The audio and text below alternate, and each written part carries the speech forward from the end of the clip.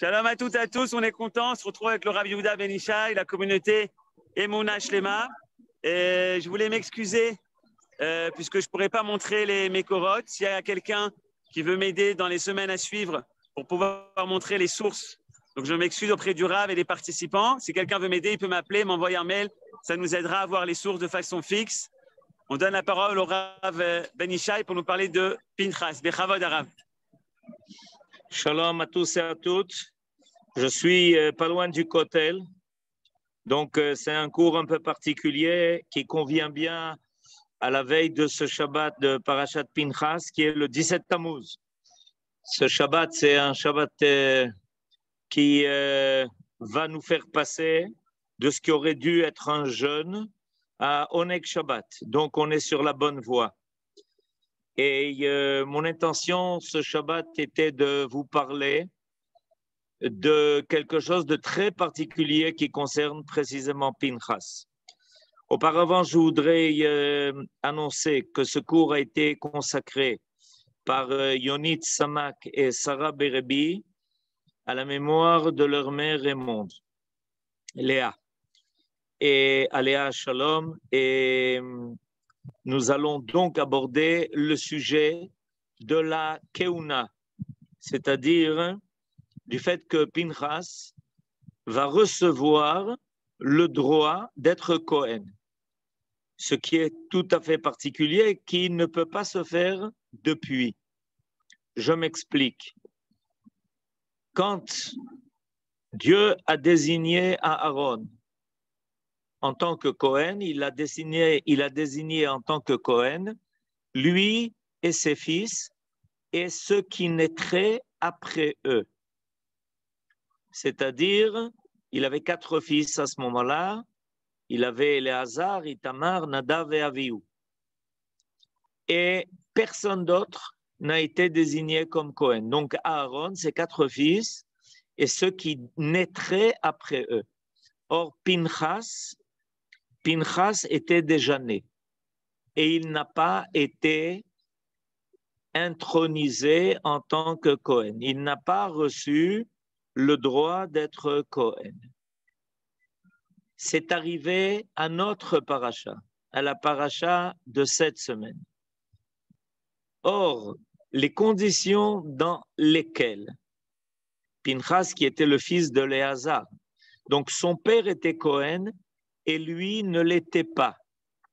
Quelque chose de tout à fait spécial, tout à fait particulier, parce qu'en général, le fils d'un Cohen est Cohen. Or, étant donné que Pinchas était déjà Cohen, était déjà né, quand son père Éléazar a été nommé Cohen, Pinchas, lui, n'avait pas encore été nommé en tant que Cohen. Il le sera dans notre paracha, mais dans des conditions qui semblent inverses aux conditions dans lesquelles un Cohen peut en général officier. Je m'explique.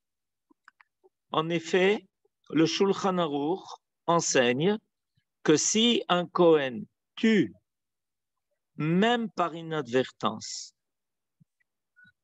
c'est-à-dire pas de façon volontaire, même shogeg, s'il tue quelqu'un, il est devenu, non, il ne convient plus à son rôle de Cohen.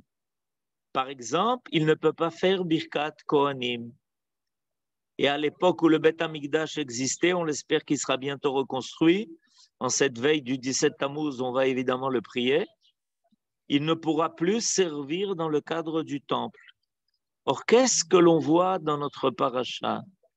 Ce que l'on voit dans notre paracha, c'est que Cohen, c'est que Pinchas va être nommé Cohen alors qu'il vient de tuer le chef de la tribu de Shimon. C'est inversé.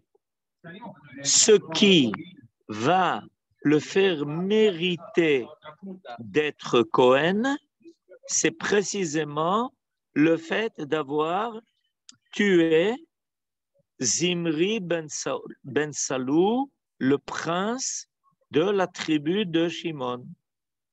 Alors qu'en général, si un Cohen tue, même par inadvertance quelqu'un, en fait, il ne peut plus officier en tant que Kohen. On est donc dans un paradoxe qui semble énorme.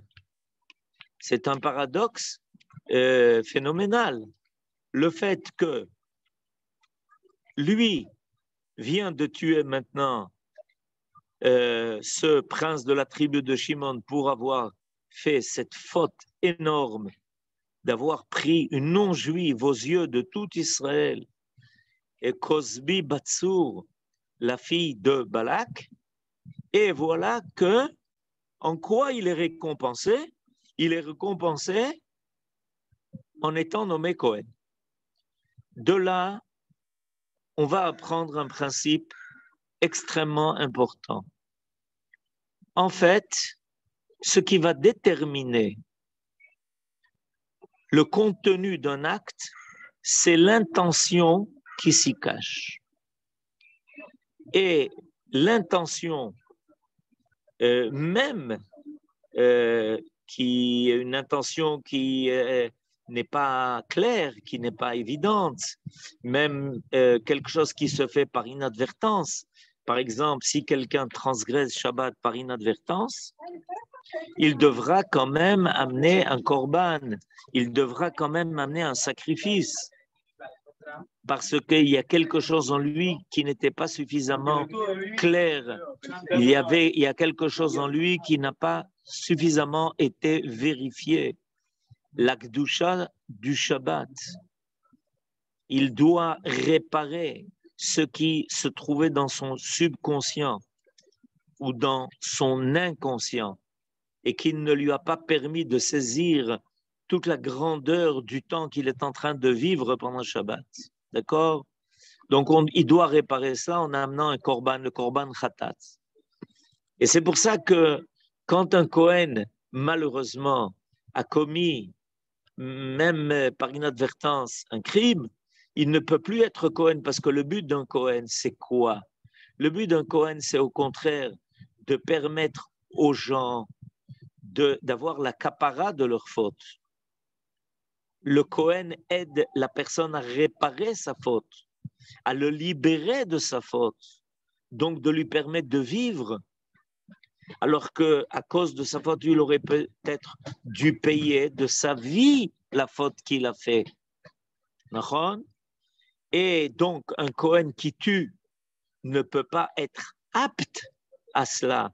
Il ne peut pas être apte à amener la kapara à quelqu'un qui précisément vient de réclamer de lui la voie de la vie.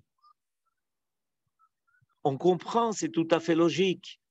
Un Kohen, au contraire, lui doit aider à assurer la vie, assumer la vie.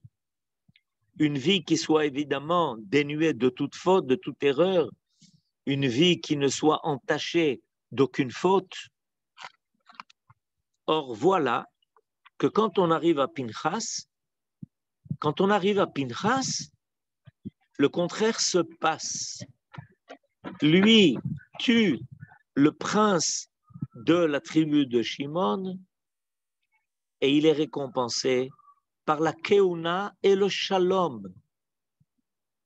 Ine noten lo et beriti shalom. Pourquoi? Parce que en réalité, Pinchas a sauvé l'avenir d'Israël.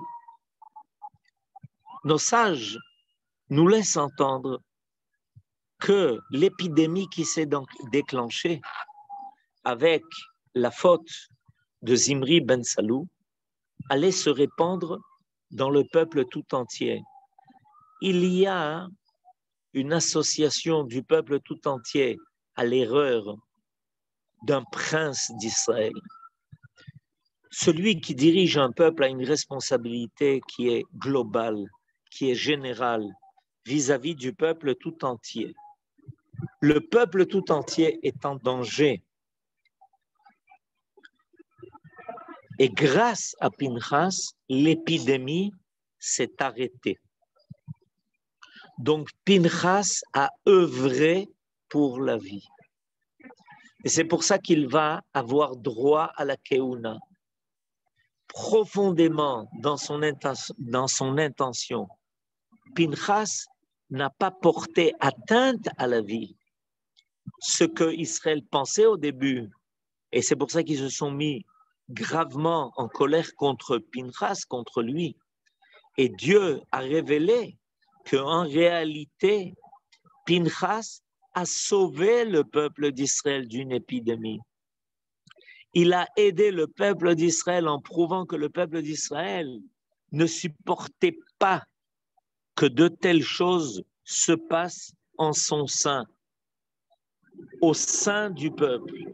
Vayakom mitoch ha'eda, il s'est soulevé du sein du peuple, de la communauté. C'est-à-dire que Pinchas a prouvé que toute la communauté d'Israël rejetait cet acte immoral qui mettait en danger l'existence spirituelle, morale et physique du peuple d'Israël tout entier. Et donc, il va recevoir la Keuna. Parce qu'il est bien le Kohen que l'on attend, celui qui œuvre, qui ne reste pas impassible, qui ne reste pas insensible à ce qui se passe dans le peuple. Celui qui va agir, qui va se mêler, qui va vouloir aider Israël à reprendre pied de cette crise terrible et horrible où les enfants d'Israël se sont laissés appâter par les filles de Moab pour se livrer aux pires choses.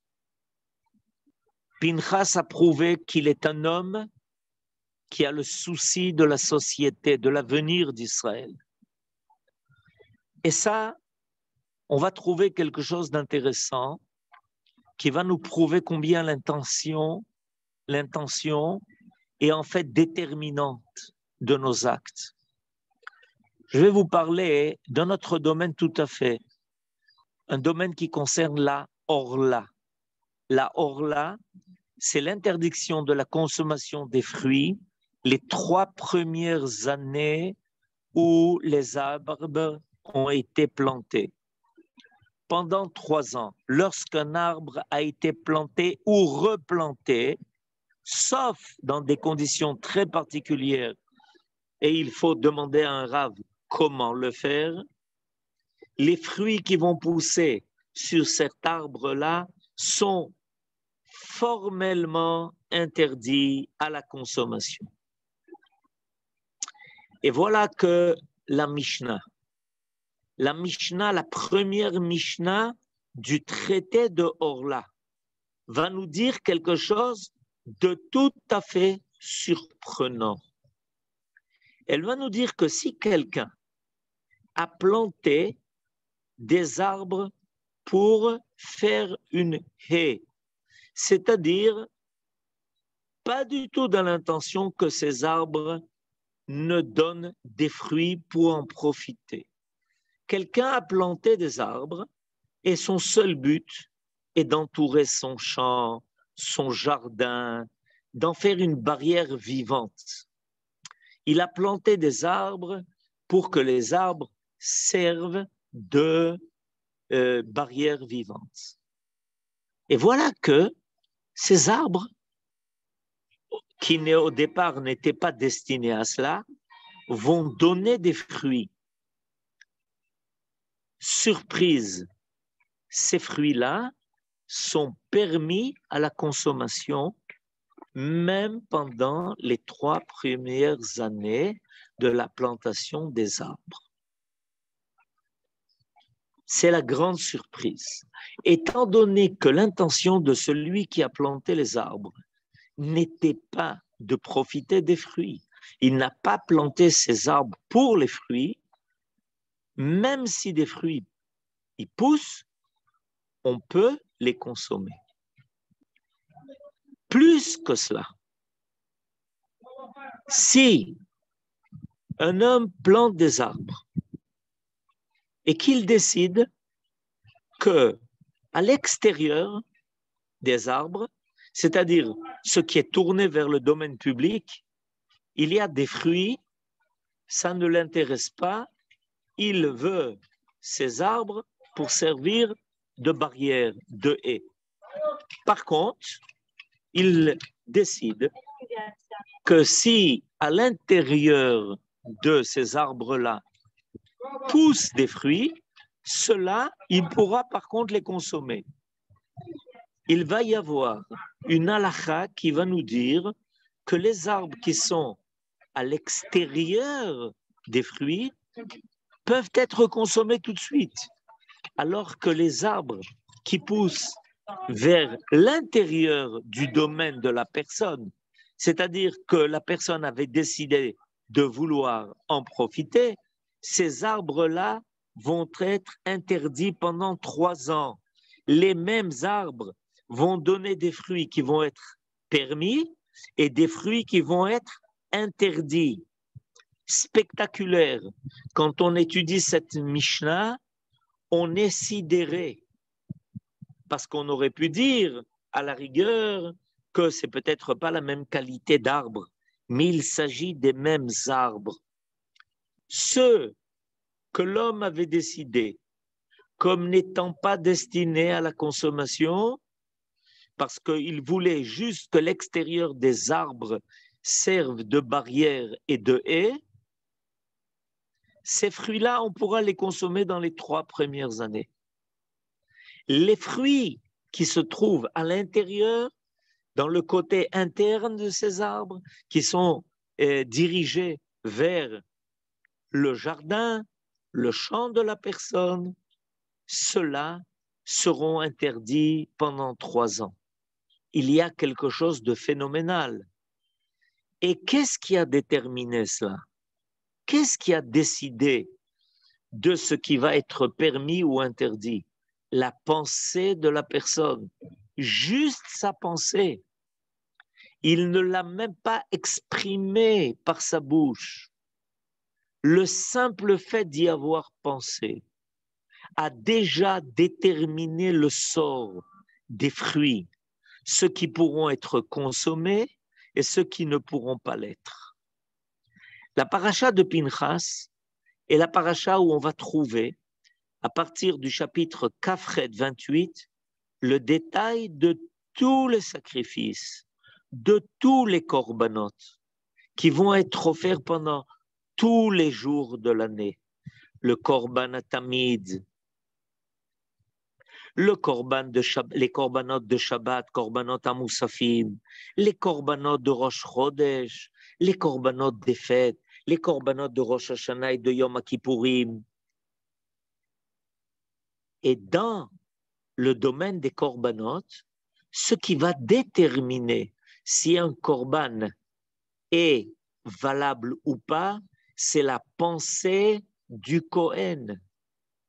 C'est le Kohen qui va faire que le korban va être kasher ou ce qui est appelé pigoul,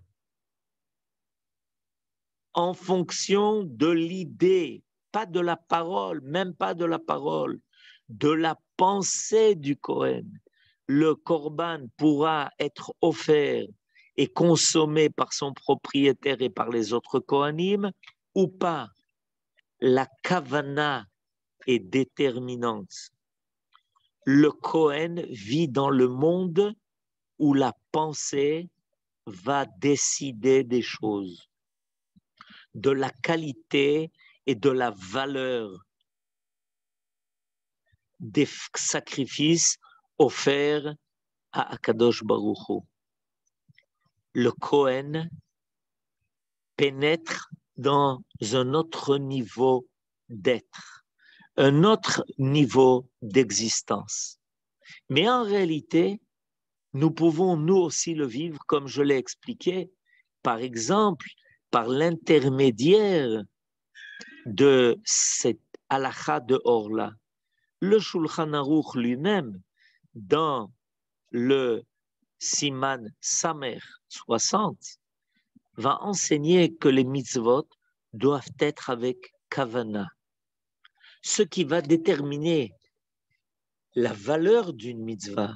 Est-ce que c'est simplement un acte, peut-être un acte à répétition, Ou est-ce qu'il y a quelque chose ici qui va me permettre d'être lié au Créateur, à Dieu, à celui qui a ordonné la mitzvah?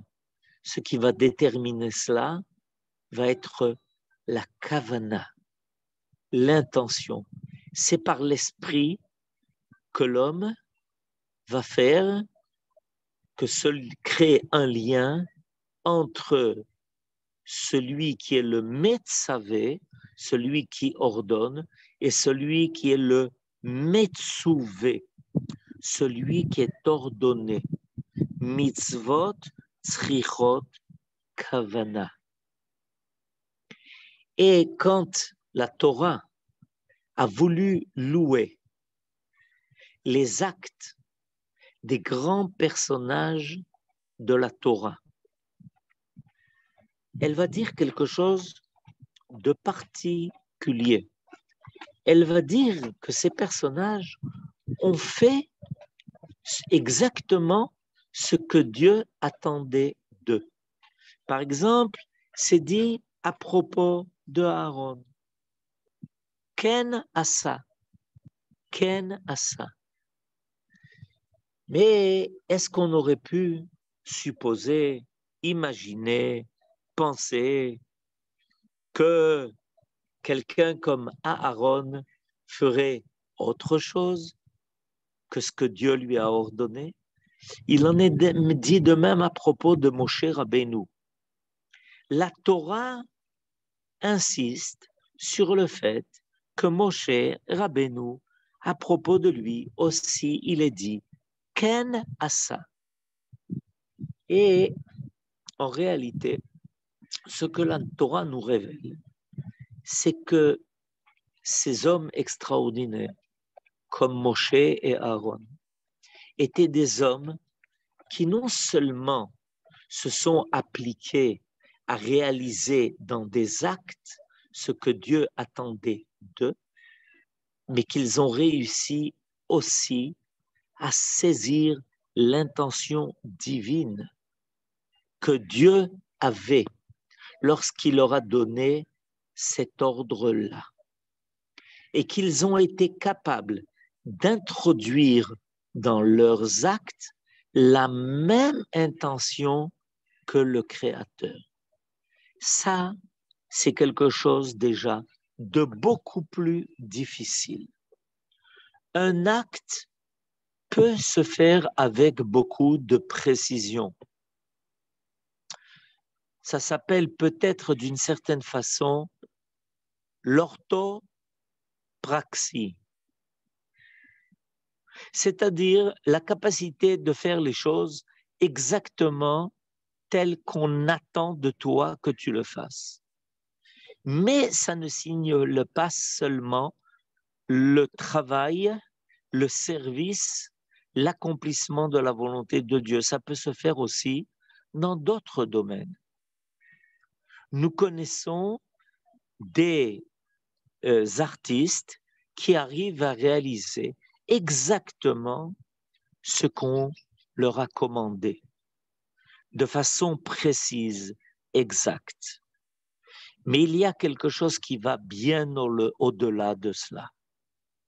C'est quand on accomplit avec la même intention que celui qui a demandé d'accomplir. Là, c'est déjà beaucoup plus difficile. Là, ça demande de la personne une très grande part de modestie. Parce que l'homme doit intégrer l'intention divine complètement et totalement.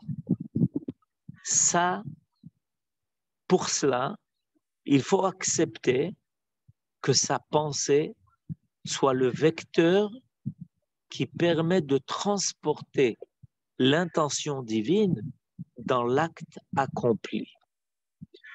Pinchas l'a fait. Pinchas l'a réalisé. Au début, on l'a soupçonné d'avoir tué Zimri ben Salou, le prince de la tribu de Shimon, on l'a soupçonné de l'avoir fait par colère.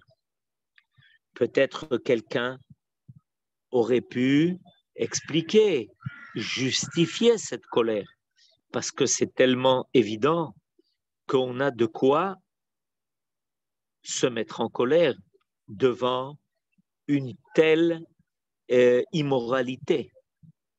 Et alors, on l'a soupçonné de l'avoir fait par colère. Il a fallu que Dieu révèle, que Dieu lui-même annonce que Pinchas a fait exactement ce que Dieu attendait de façon intentionnelle. Et ça l'a fait mériter de la Keuna. Pourquoi est-ce que ça l'a fait mériter de la Keuna? Parce que c'est ce qu'on attend d'un Kohen. Ce qu'on attend d'un Kohen, c'est que non seulement il offre les korbanot, non seulement il offre les sacrifices, mais on attend de lui qu'il le fasse avec l'intention voulue, l'intention attendue. Et ça, c'est quelque chose qui demande de s'élever à un niveau extrêmement haut. Et ça l'a fait mériter donc de la Keuna. Ce n'est pas par hasard que ce qu'il a reçu a été la Keuna. Parce que il a prouvé par non seulement sa conduite, mais surtout par l'intention. Or, qui peut être témoin de l'intention d'une personne? Qui est-ce qui peut venir et dire oui, il l'a fait avec la bonne intention? Seulement Akadosh Baruch Hu. Et c'est pour ça qu'il va révéler que Pinchas a le droit de rentrer dans la famille des Kohanim. Tout le peuple d'Israël est appelé Mamlechet Kohanim et Goy Kadosh.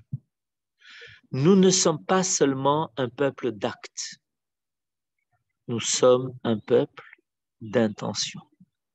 Le peuple d'Israël connaît les intentions divines. Dieu nous a révélé ses intentions avec la création du monde et la création de l'homme.